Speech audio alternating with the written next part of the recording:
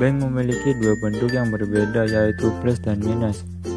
Obeng plus digunakan untuk melepas atau mengencangkan skrup yang kepalanya berbentuk kembang atau plus, sedangkan obeng minus dapat digunakan untuk melepas atau mengencangkan skrup dengan kepala berbentuk minus dan juga bisa digunakan untuk mencungkil sesuatu yang sulit dibuka karena bentuk obengnya pipih.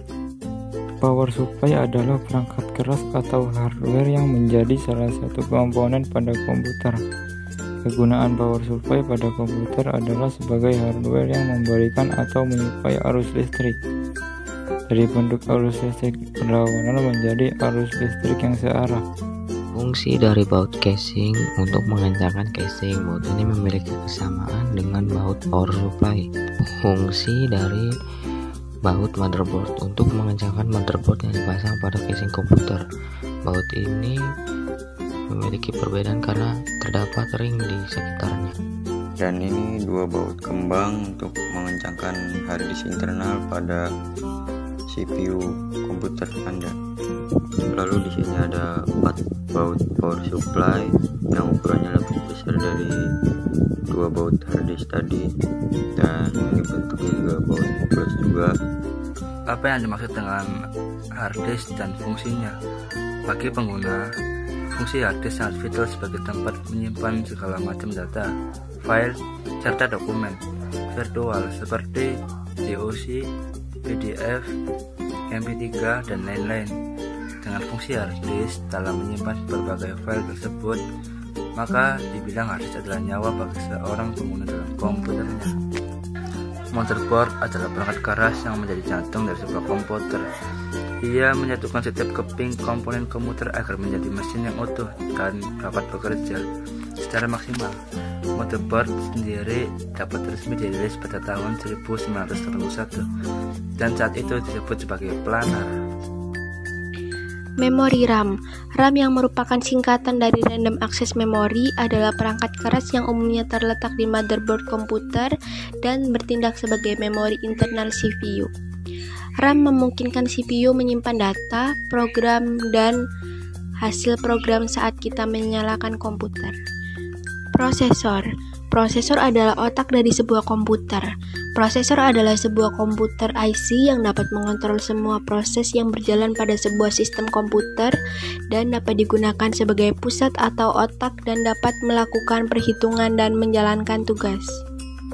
Kabel SATA atau Serial Advanced Cat teknologi Athamen yang merupakan sebuah kabel standar internasional yang digunakan untuk mengkoneksikan perangkat di dalam PC.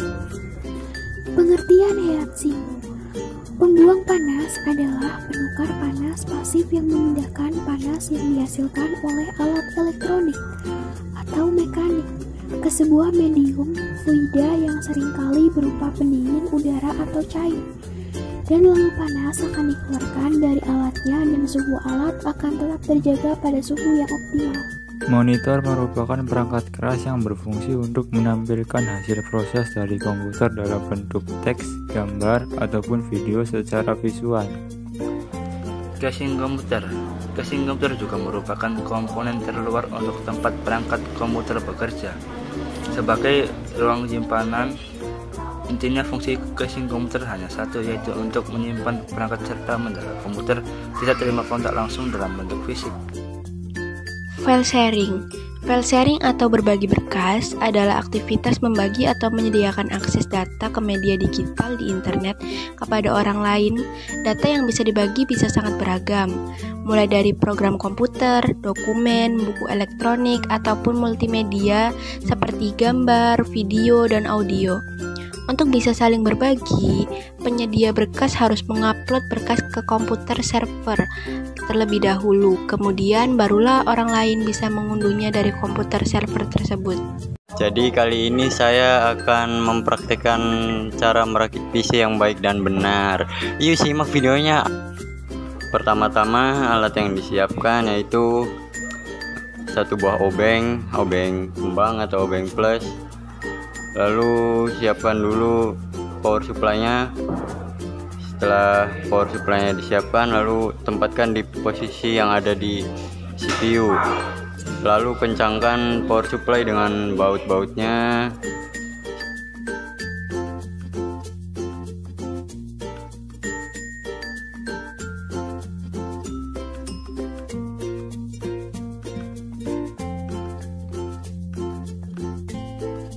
Setelah itu siapkan motherboard, lalu ambil prosesor dan pasang di tempat yang sudah disediakan di CPU.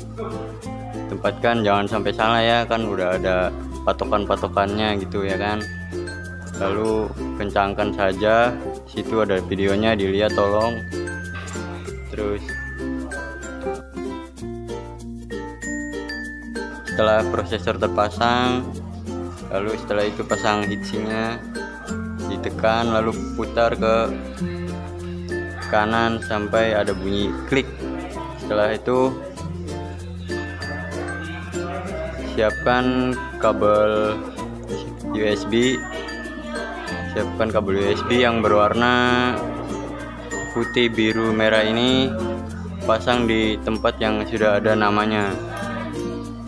Setelah kabel USB terpasang, lalu kemudian kabel audio yang warnanya hijau, merah, putih di tempat yang sudah ada nama audionya. Lalu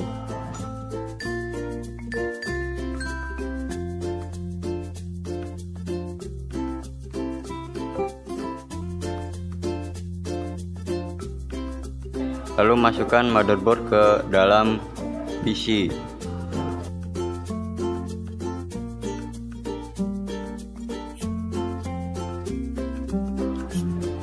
Setelah dimasukkan, atur posisi yang tepat, lalu kencangkan menggunakan baut-bautnya.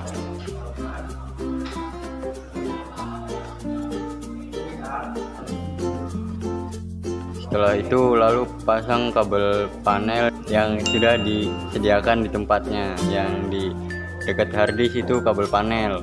Pasang kabel heatsink ke tempat baut. Kabel heatsink itu yang berbentuk kotak dan lubangnya ada 4.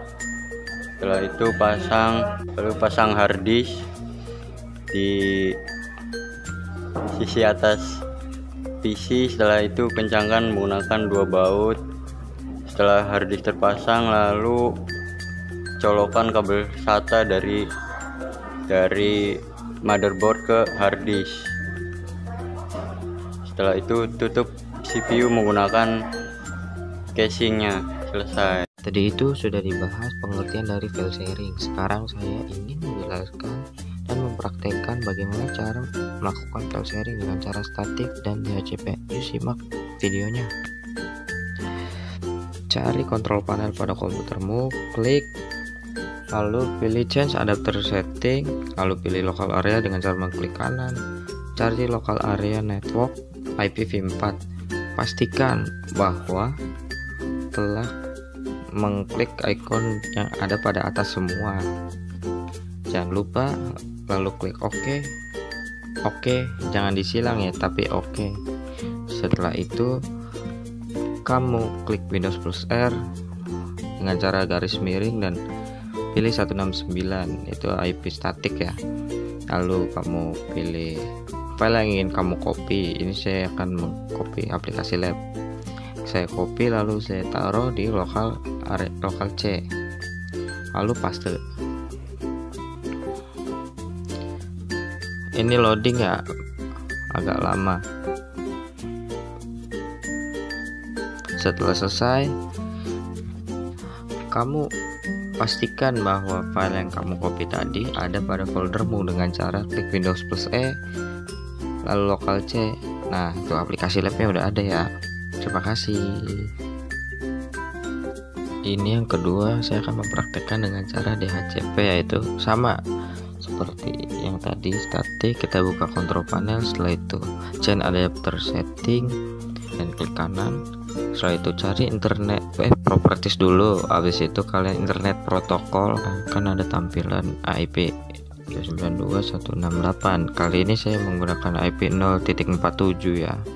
Bisa dilihat sendiri tuh 0.47. Klik OK. OK, jangan disilang tapi OK ya. OK. Lalu klik Windows plus R. sini saya salah klik Windows plus R, lalu klik IP yang dituju itu tapi 192 ya pakainya, bukan 169 karena ini DHCP teman-teman. Saya menggunakan 192.168.0.1 itu IP alamat yang saya tuju. Lalu copy file yang ingin kamu file sharingkan, lalu paste pada perangkat kamu pada lokal C. Di sini saya pastekan, continue aja. Habis itu sama seperti tadi, pastikan file yang kamu copy itu ada pada perangkat kamu, komputer kamu. Klik Windows. Nah ini filenya sudah ada.